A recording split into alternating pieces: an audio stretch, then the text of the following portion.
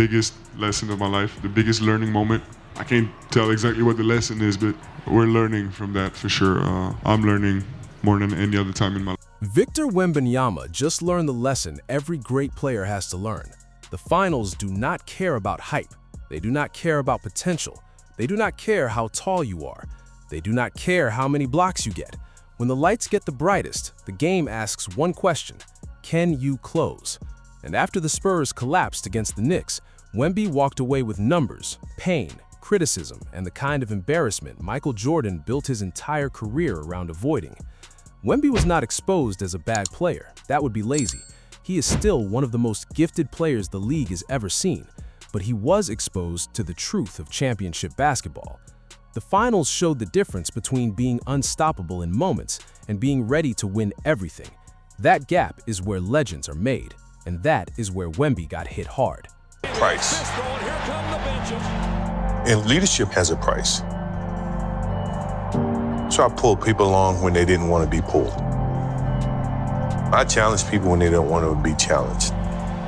And I earned that right because my teammates came after me. They didn't endure all the things that I endured. Jordan's words changed the whole way you look at Wemby's loss. Jordan was not just talented, he was obsessed with control. He wanted every detail, every possession, every teammate, every mistakes corrected. That is why when people compare young stars to Jordan, they usually talk about highlights. But Jordan's real standard was not highlights, it was accountability. If the game was slipping away, he felt responsible for stopping it. That is what made the Spurs Finals loss so painful. San Antonio did not just lose, they lost control. They gave away leads, they let the Knicks keep hanging around, and then Game 4 became the moment nobody could ignore. The Spurs were up by 29. That should have been a series-changing win. Instead, it became the largest blown lead in NBA Finals history. New York came back, Madison Square Garden exploded, and Wemby was left standing in the middle of the wreckage. 101. Brunson gets it, fires up a three. Shot no good. The chip, it's gone! It's gone! It's gone! With 1.2 remaining. Knicks take the lead.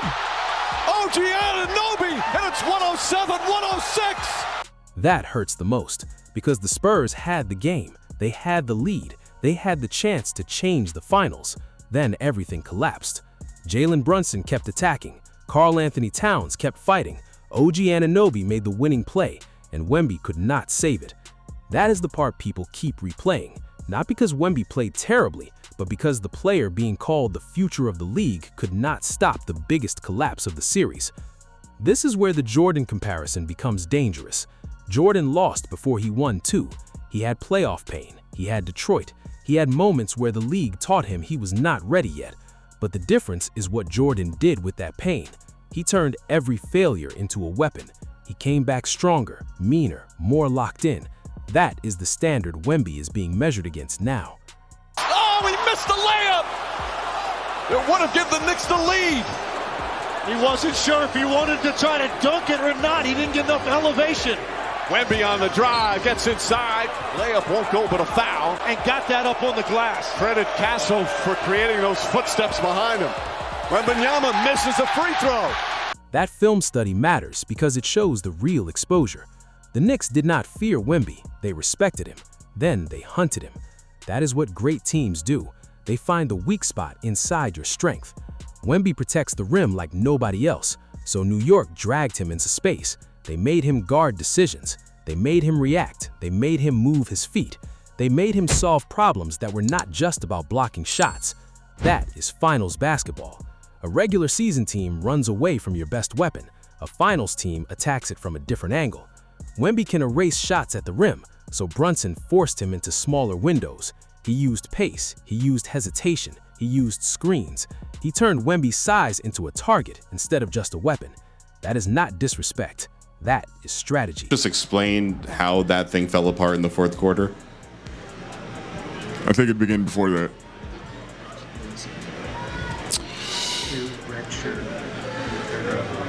Third row on the left. Can't really explain it right now. That is where Wemby looked like a young superstar learning the hard way. He was not loud. He was not making excuses. He knew the Spurs let something slip. And that is why this loss may actually matter more than a clean defeat. If the Knicks had just dominated from the start, it would be easier to accept. But blowing control makes the pain different. It tells you that winning was right there. Then it disappeared. And then came the moment after the series that made the criticism even louder. Wemby skipped the handshake line. Jose Alvarado called it out. He said he understood the pain, but he also said competitors still shake hands. They still face the opponent. They still show respect when the fight is over. That is where Wemby embarrassed himself more than any missed shot, because losing is part of the game, but how you lose becomes part of your reputation.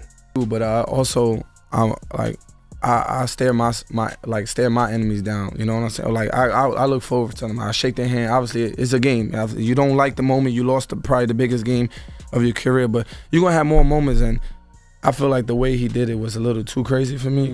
That moment is why Jordan's mentality keeps coming up. Jordan hated losing. Nobody is denying that. He took losses personally. He carried grudges forever. But Jordan also understood the stage. He knew everything he did became part of the story. That is the part Wemby has to learn. When you are the face of a franchise, you do not get to disappear when it hurts. You stand there, you answer, you shake hands, you let the pain burn into you.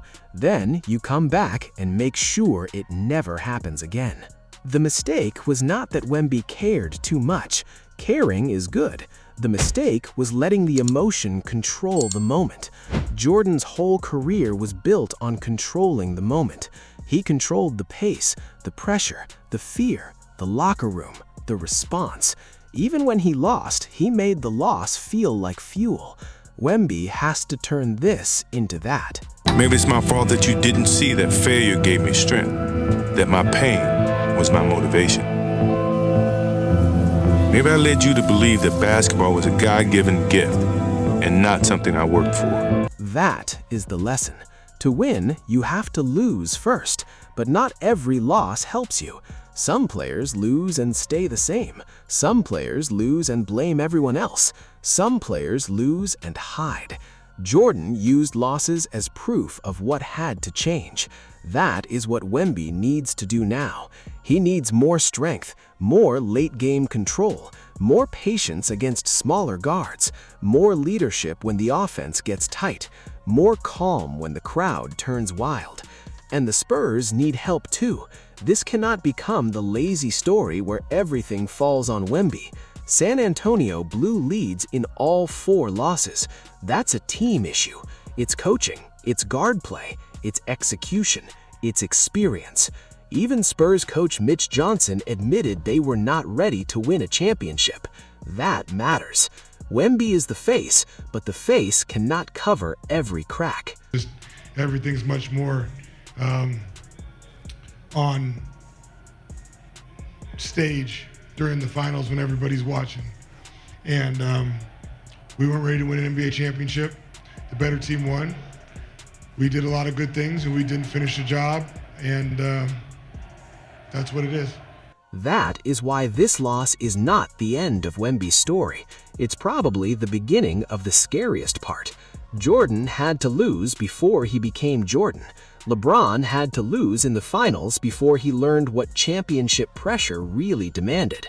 Dirk had to feel humiliation before he finally broke through. Wemby just got his version of that lesson. The question is what he does with it. If he takes it the wrong way, this finals loss becomes a scar. If he takes it the right way, it becomes the turning point. The handshake criticism, the blown lead, the OG tip-in, the quiet locker room, the headlines saying he got exposed. All of that can become fuel. That is what Jordan would have done.